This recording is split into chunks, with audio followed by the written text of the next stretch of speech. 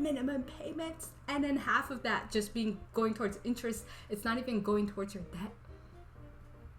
Welcome to this video on my $33,000 in debt. Now I'm going to share with you exactly how I got into $33,000 in debt and how I plan on paying it all off, including my June budget and the results that came from it. Essentially, we're gonna go over some numbers, which I'm sure I mean, when I see these videos, I really love seeing the numbers because I'm just nosy, really nosy about how people spend their money and how much they're making and stuff like that.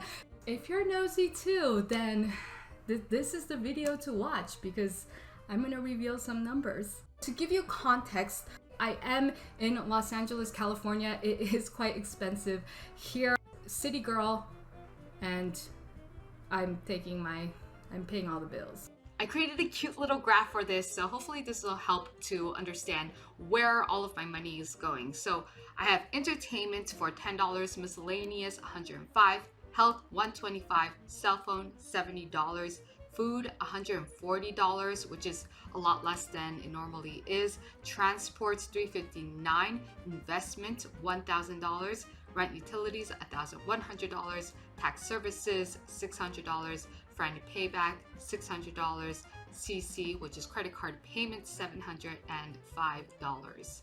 So that totals to $4,814 for the month of June. Keep in mind, this does not include my business expenses or taxes that I set aside because again, I'm a freelancer, and any cash flow that I reserve for my business. So this is for my personal income and expenses.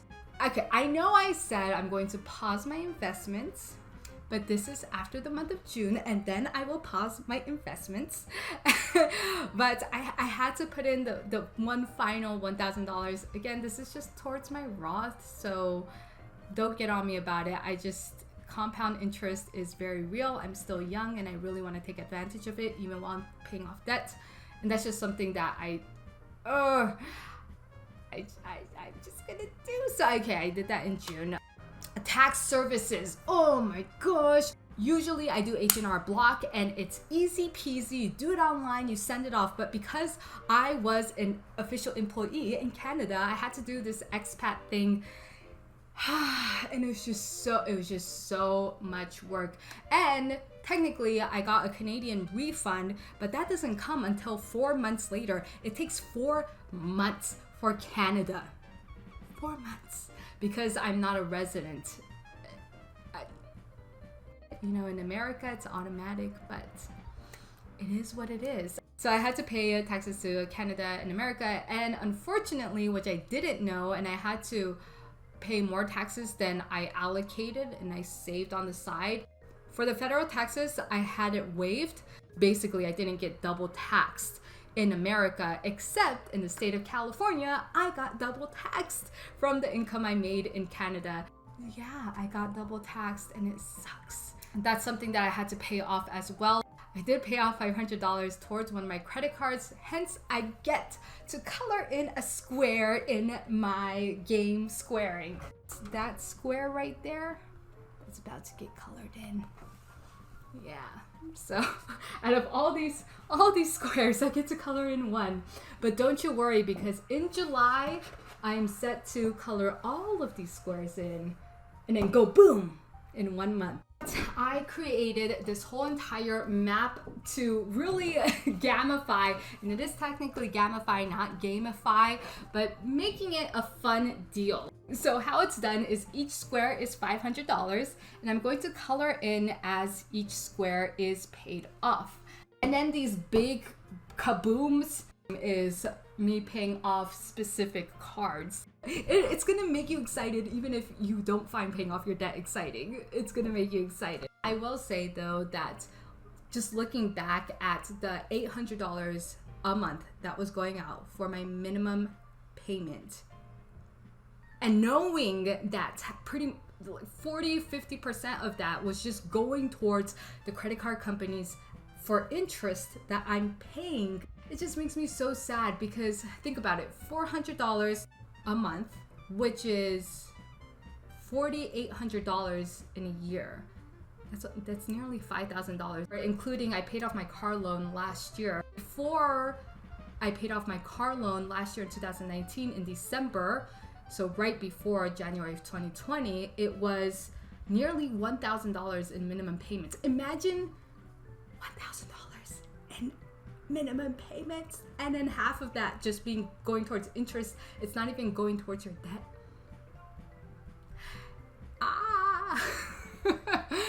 It's just so maddening. It's so maddening. And especially just thinking about all the things I can do with that money. So last year in 2019, my grandpa died, and I immediately bought a ticket to go to Japan. I actually put that on my credit card, and it was quite expensive because it was last minute, because it was a funeral. It's not something I could have planned ahead of time.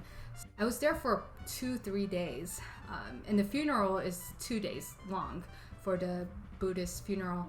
And so I was barely there, and I came back just because the work culture where I was working at is just kind of like you gotta work. I didn't even allow my grandpa passing hit me, because in my mind I had to go back to work. And especially if you ever managed a team in a company, or if just people are relying on you in a company, or you just worked really long hours at the company you were working at, you just have this, you're just in this habit, in this mode of just keep going and keep going and going. It really made me think for a moment that, oh crap, this is not what I want to do. I don't want to just keep working. What is it that I really want? What is it that I want to do? Because it's certainly not this.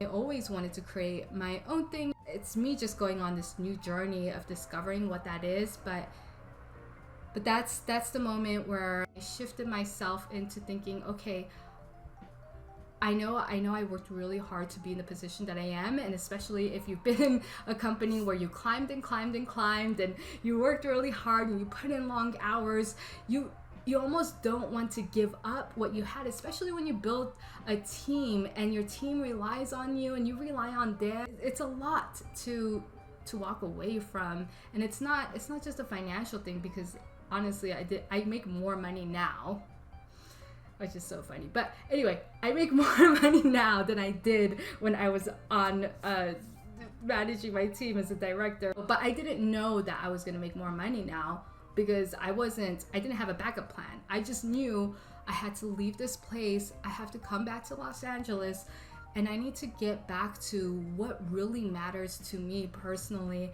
And that was the pivotal moment with my grandpa. And now I had another pivotal moment during quarantine of, oh crap, having debt is restricting my freedom. And I also don't have any excuse, because I'm so grateful that I have clients, actually, while people are really struggling to get clients. And then I'm thinking to myself that can all go away in a split of a second. I've seen so many friends who are doing so well in their own given industry, and it's just gone. It can all disappear in any second. I wanted to take full responsibility, and what I've done, what the past self has done. We talk a lot about confidence on this channel, but it gives me confidence that I can do this. I'm a warrior. I can do this, even though I don't always feel like it. But I definitely can do this if I have a plan. I make it fun. I get into it, and I have accountability, because now I'm posting it on YouTube. It just all coincides, and just making that commitment and just going. And yes, what if I lose all my clients in 1 month and my debt-free journey has to pause? That's okay. That's fine. I get more clients. I hustle. The one thing I'm very confident about myself is my ability to hustle. I'm not afraid to work. So for me, it doesn't matter if I end up becoming a janitor or something just to get by, just to build it back up. I have no shame in doing that. I have no shame in, picking up cans to recycle if that's what I have to do. It's not a big deal for me as far as that goes. I'm just really excited about this journey, and I I just want to go at it. Thank you so much for following me. If you're new, please do subscribe and follow me along the journey. And if you have any words of encouragement, I would appreciate it so much. So please comment below any words of encouragement. Remember, everybody, raise your vibe. If you are going to become a subscriber, here we raise our vibe. And on this channel, we typically talk about communication and social confidence. Certainly, if you have your money in order, there's no way you won't have more confidence. Hope to see you on the next video. Remember, raise your vibe.